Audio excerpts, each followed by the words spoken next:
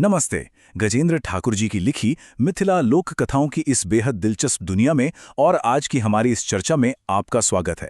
चलिए बिना देर किए सीधा इस कहानी में प्रवेश करते हैं। एक ऐसी कहानी जहां एक छोटे से जानवर का दिमाग जंगल की सबसे बड़ी ताकत पर सीधे तौर पर भारी पड़ जाता है।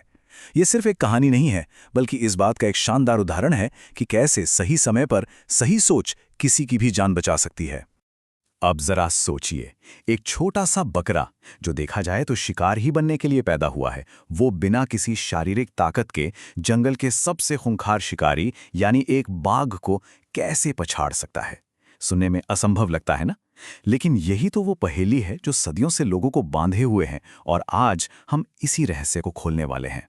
तो भाग एक, बलिदान की छाया।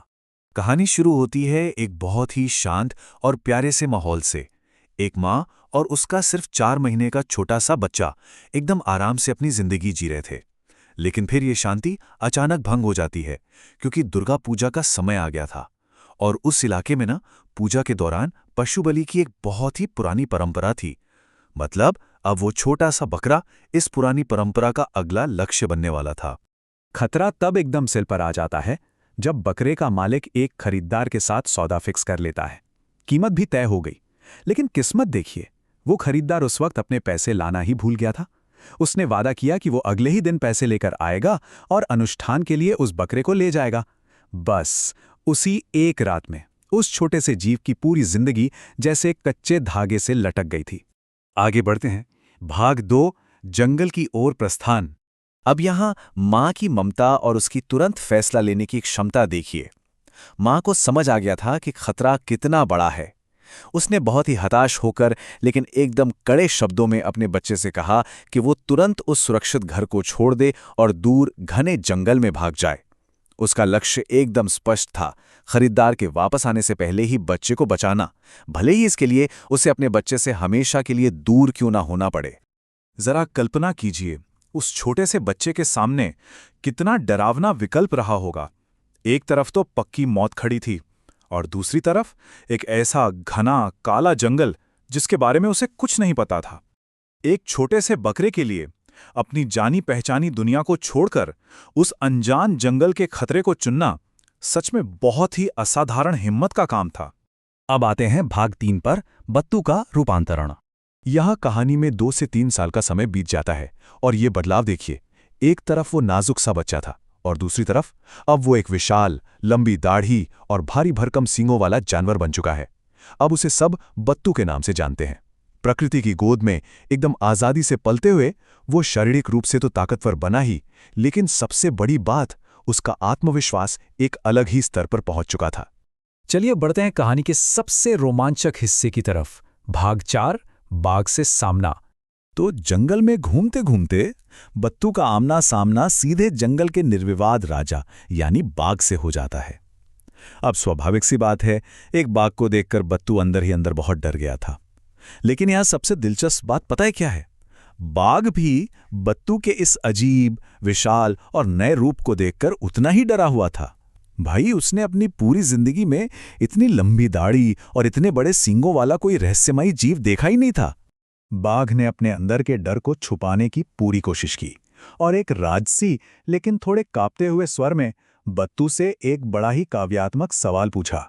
नामी नामी दाढ़ी मूछ भकूला, कहुआ कतैसा अबेदसी, नहीं त देव ठकुरा। इसका सीधा सा मतलब ये था कि इतनी बड़ी दाढ़ी मूछ वाले तुम कौन हो और कहां से आ रहे हो? सच सच बताओ, नहीं तो मैं तुम्हें मार डालूंगा। ये सवाल ही बता रहा था कि वो खूंखार शिकारी उस वक्त अंदर से कितना डरा हुआ महसूस कर रहा था। और बस यहीं पर बत्तू का जवाब उसकी गजब की हाजिर जवाबी का सबूत बन जाता है। डरने के बजाय उसने पूरे आत्मविश्वास के साथ एकदम बड़ा चढ़ाकर जवाब दिया। उसने कहा कि वो एक ऐसा भयानक राक्षस है जो 7 शेरों के साथ खेलता है और जब तक उसे खाने के लिए 10 बाघ नहीं मिलते तब तक उसे उपवास रखना पड़ता है। मतलब इस लेवल का कॉन्फिडेंस और ऐसे भारी भरकम शब्द सुनकर वो खूंखार बाघ भी पूरी तरह से खौफजदा हो गया और वहां से दुम दबाकर भाग खड़ा हुआ। अब देखते हैं कहानी का एक और दिलचस्प पहलू। भाग 5, सियार की धूर्तता। जैसा कि हम अक्सर लोक कथाओं में देखते हैं ना, सियार हमेशा चालाकी और धूर्तता का प्रतीक होता है। इस कथा में भी सियार ने बाघ को उकसाने और चालाकी करने की कोशिश की, लेकिन अंत में क्या हुआ? और वो अपनी ही बुनी हुई चालों में फंस गया और अपनी ही धोखेबाज प्रकृति का शिकार बन गया। ये इस बात का एकदम सटीक उदाहरण है कि छल कपट आखिर में दूसरों से ज्यादा धोखा देने वाले का ही नुकसान करता है। और अंत में भाग 6, बुद्धिमत्ता की विजय। इस पूरी गाथा का सबसे महत्वपूर्ण पॉइंट ये है कि बत्तू ने कभी भी बाघ से कोई शारीरिक लड़ाई नहीं लड़ी। उसने ये लड़ाई सिर्फ और सिर्फ अपने आत्मविश्वास से भरी शारीरिक मुद्रा, तेज दिमाग और बिल्कुल सही टाइम पर सही डायलॉग बोलकर जीती। उसने अपने दिमाग का ऐसा इस्तेमाल किया कि विशाल शारीरिक शक्ति वाला शिकारी भी बिना लड़े ही मैदान छोड़कर भागने पर मजबूर हो गया। अगर हम मिथिला की इस शानदार लोक कथा से मिलने वाली सीख को समेटें तो 3 बातें एकदम साफ उभर कर आती हैं। पहला, बुद्धि हमेशा शारीरिक ताकत पर भारी पड़ती है। दूसरा, धोखा हमेशा उल्टा पड़ता है, जैसे उस सियार के साथ हुआ। और सबसे इंपॉर्टेंट बात, किसी भी इंसान या जीव का सबसे बड़ा और सबसे ताकतवर हथियार उसकी तेज सोच और उसका कभी न टूटने वाला आत्मविश्वास होता है। तो हमारी आज की ये चर्चा एक बहुत ही गहरे सवाल के साथ समाप्त होती है। जब जिंदगी में कभी अचानक से कोई बड़ा संकट या भयानक शिकारी सामने आ जाए, तो क्या हमें सिर्फ अपनी ताकत पर निर्भर रहना चाहिए, या फिर एक चतुर, शांत और आत्मविश्वासी दिमाग हर बड़ी से बड़ी बाधा को पार करने की असली चाबी है? बत्तू के इस अद्भुत साहस को याद रखिएगा, ये सच में सोचने वाली बात है।